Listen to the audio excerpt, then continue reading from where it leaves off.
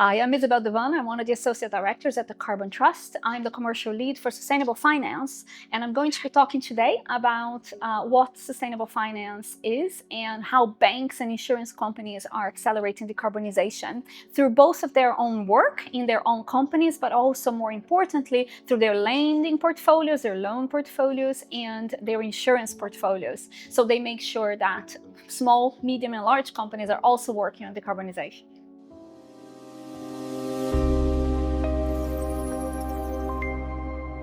We are having Isabelle Di Vannan, the commercial lead for sustainable finance, the associate director of Carbon Trust. So at the Carbon Trust, working with clients in the finance sector for accelerating the decarbonization. Let us hand over to Isabelle on her views. Thank you very much. So I'm going to talk a bit about how the finance industry is accelerating decarbonization. And the best way for finance to do that, as you can imagine, is by determining where capital goes. Okay? Capital flows are really, really important to accelerate decarbonization. And the finance sector does it in 4 different ways. First, by financing renewable energy but other clean tech projects. In the UK, for example, we've been blessed in offshore wind with the contracts for difference route to market model, where the government has actually created a subsidy infrastructure and we haven't actually needed external finance. But that model now has been proven really successful, and 20-some years later, what we're seeing around the world is that finance is actually investing on a lot of these projects. So floating finance wind, battery storage, solar parks, green hydrogen, green ammonia are all deserving a lot of attention from financiers because they can see that as a great opportunity for investing in renewable energy and clean tech. That's great for larger developers, but that's also great for smaller startups that have come up with a really interesting climate solution, a green tech solution. So measuring, reporting, and verification, what we call the MRV, for example, is getting a lot of attention from investors as well. And what's really great for that is that any organization, any company, large or small, that has a great idea that addresses climate change, that addresses our need to decarbonize, that addresses our need to reduce the emissions, can really get a good opportunity to pitch for financial institutions. And very often there are events and trade shows that can be done so that companies have a chance to do that. So it's not just for large companies. Companies of all sizes can access that type of finance that goes into clean tech and clean projects. So that's the first way. The second way is by issuing and investing in green bonds. And green bonds are super interesting. I don't know if you've been looking at the news. Sanctuary Housing Association in the UK, for example, has just issued a massive 350 million green bond. And a green bond basically is when a company creates a purpose with a general proceeding that says this is money that's going to be reinvested into sustainability by our company. They tend to be large companies that issue these green bonds, and that's just by the nature of it. So Tesco in the UK has issued a green bond. They're a big supermarket retailer. Nestle, you'll be familiar with, has issued green bonds, but others as well, Unilever, Evonik, Valeo. And what they do is exactly create a bond where investors, and sometimes these are financial institution investors, sometimes they're private investors, can pay into that, and they are supporting decarbonization, they are supporting sustainability-linked activities in companies. It's complicated to structure it, and I can talk to a little bit more about that, but that's a really great way the financial sector can be helping with that. Another one, and it's really relevant for smaller and medium companies, sustainability-linked loans. We call them SLLs. And that basically means that any company that is looking to decarbonize can get a preferential rate loan, depending on obviously what the financial system is doing in their country and in their region, for a specific purpose. So let's say a company decides to put solar panels, they need a loan to do that. So they can say, we're going to be decarbonized and we're going to be focusing on scope 1 and 2.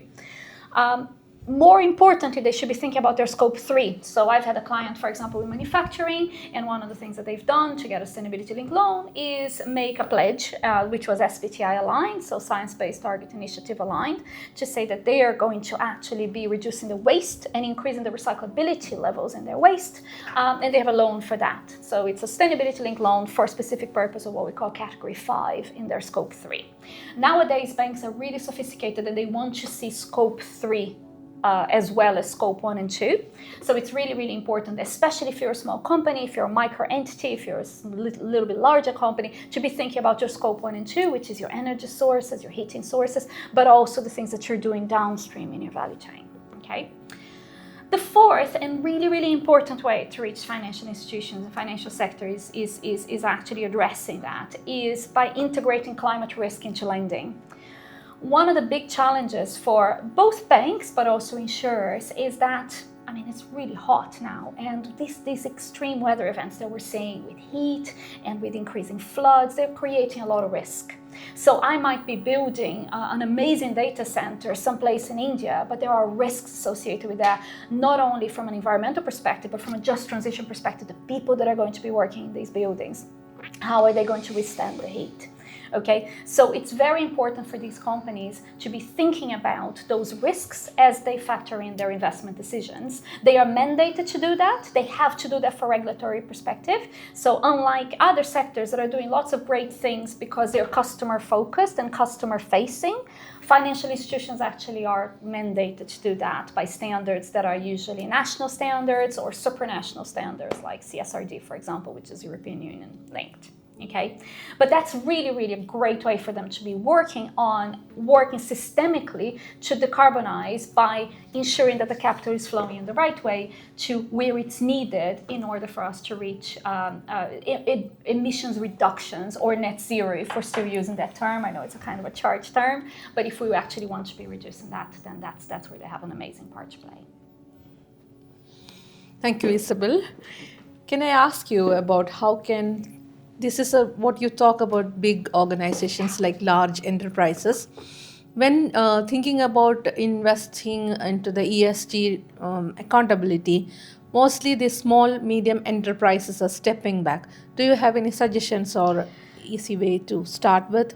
Absolutely. And again, my clients nowadays are big finance institutions, but I started my journey at the Carbon Trust working with food, for example, and manufacturing. That's why I mentioned a manufacturing client. And companies in other areas that are not financiers just need to be thinking about their carbon accounting. They're never going to get a sustainability-linked loan if they haven't done a footprint, an assessment. They don't have to align with SBTi. They can align to net zero targets, but they have to demonstrate that they're on a pathway. And for companies that are smaller, it's very tricky because very often they don't have the resources they don't have a team, they don't have a lot of resources to do lots of things that other large companies can do. But they also have a lot lower overheads in some ways. They have less operational complexity, so they're actually well placed. Let's say I'm a food manufacturer and I'm making ice cream. They actually can decarbonize their packaging more easily, I can promise you that, than a Unilever could. That's why they sold their ice cream portfolio. Nestle has done the same. So the idea is that a small company can do a lot. What they need to do is they need to fix their carbon accounting, make sure they have a footprint, make sure they have set targets, and then they can go to a financial institution with an understanding of what KPIs, what key performance indicators are going to be assessed in order for them to meet the requirements, for example, for a sustainability-linked loan. Okay, so it's not exactly rocket science. They just need to have gone through a procedure, and they can hire a consulting partner to do that and work with them, understand what KPIs there are. The bank that gives them a loan is not going to ask to see their plan to 2050, for example. It's going to be much more limited to the life cycle of the loan, usually 3 years. So it's really, really a great way for a small company or a medium-sized company to think, okay, this is how I'm going to get preferential rates for my loan, how I'm going to meet those requirements, because they're 3-year KPIs rather than 15-year KPIs for a lot of the commitments to net zero that are long-term. And they just need to understand exactly how it's going to be assessed. A manufacturing client that I had, for example, they needed to reduce their waste, just needed to demonstrate that they were increasing 60% the recyclability components on their waste. So that was a very clear target. And as long as they were showing that they were on a pathway to meet that and that they met that on an annual basis, their loan was safe. Yeah, that's an excellent suggestion. And in your opinion, what do you think it has a motivation for finance sector to decarbonize, given the short-term shareholder pressure? Now, short-termism in our financial sector is the thing that is a bugbear of everybody that works here, because that's the real challenge, is how do we actually get shareholders who are only thinking about this quarter's dividends and this quarter's performance to actually think longer term.